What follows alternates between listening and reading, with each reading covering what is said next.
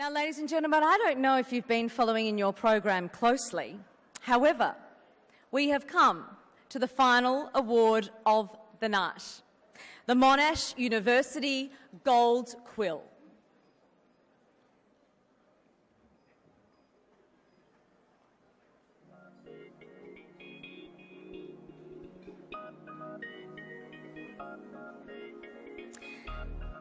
Please welcome the Monash University's Chancellor, Alan Finkel, and Chief Judge and Melbourne Press Club CEO, Mark Baker, to present this award.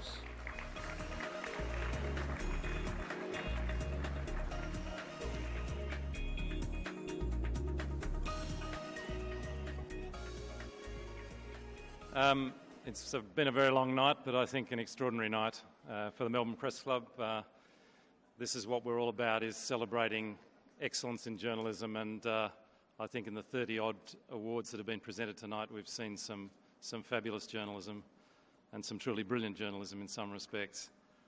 We don't often get a lot of wisdom from the red carpet, but I think Laurie nailed it earlier on when he made the point that our industry might be facing some pretty serious challenges. A lot of journalists might be losing their jobs, but journalism in this town, in this state, in this country is flourishing, and we see the best of it here.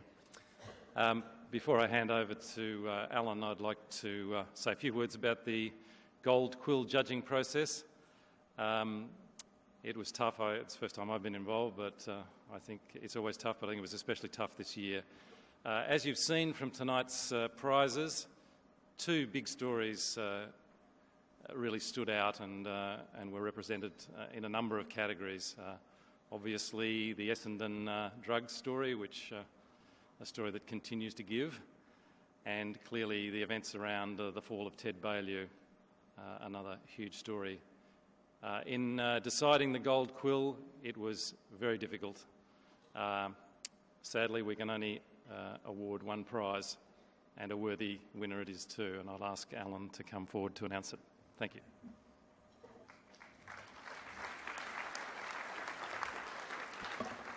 Well, let me first say how proud and privileged Monash University is to be a principal or the principal sponsor for the Press Club itself and a sponsor this evening.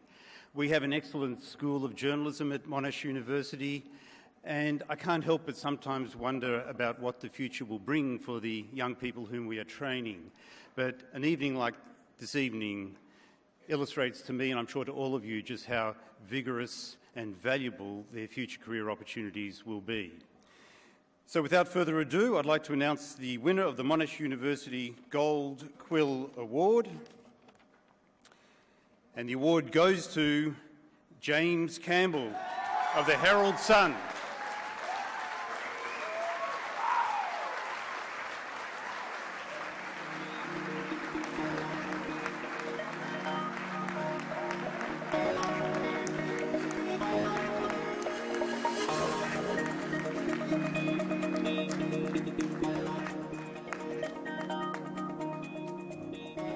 In a year of big news stories, James Campbell stood out. The publication of secret tapes revealing deep divisions within the state government in the aftermath of the Victoria Police leadership crisis triggered a series of events that led to the resignation of Premier Ted Baillieu and changed the course of Victorian politics. The impact of Campbell's work was strengthened by the publication of excerpts from the tapes on the Herald Sun website, an impressive marriage of print and digital media.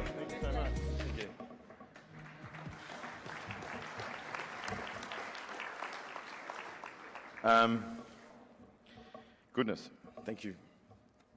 Thank you very, very much. I didn't expect this at all. Kerry Packer famously said that you only get one Alan Bond in your life, and, you know, you only get one Tristan Weston. So it's quite something to be up here today. It's one of those, the thing about this story that is, it's not particularly what it exposed that was nefarious or anything like that. What I think was extraordinary about it was it gave everyone in Victoria a chance to go behind the scenes and sort of see how the omelette is made. We don't normally get to listen to people talking about how politics is actually done. Normally, everything's so spun and it's controlled, and to be in the room and listen to, Tony Nutt, the former Chief of Staff to the Prime Minister, negotiating a payoff with a disgraced staffer or whatever you want to call him, just to hear the way that they did it was quite something. It was quite extraordinary, I think. And as a former spin doctor to Steve Bracks, who I won't name, I'll just call her Sharon, said, "Oh, I've been listening to this. The Liberals, I can't believe they're so genteel in their rat fuckery." She said, "If these tapes had been ours, you'd never have been able to publish them. It would have been beep, beep, beep, beep, beep." And I think it was also that sense in which it brought people into a culture and a world that most of us, well, I knew because I'd worked in it, but it's just how they are, and it's different. I mean, one day someone else will get a series of tapes about the Victorian Labor Party and it'll be a different world and it'll be different. But that's for another day. I'd like to thank Damon Johnston, who backed the story. I'd like to thank Peter Blunden, who also backed the story. I'd like to thank Ellen Winnett, who worked with me to get the tapes into a transcribable form that we put up.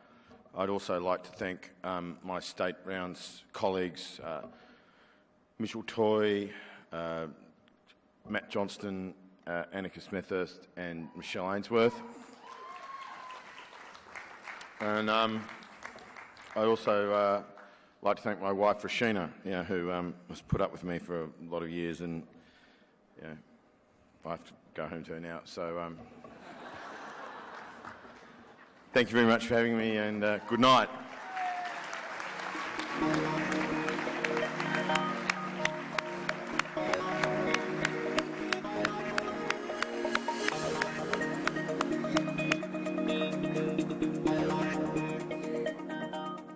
Congratulations, and ladies and gentlemen, that concludes our official proceedings tonight, and so congratulations to all of our winners and also those who were highly commended.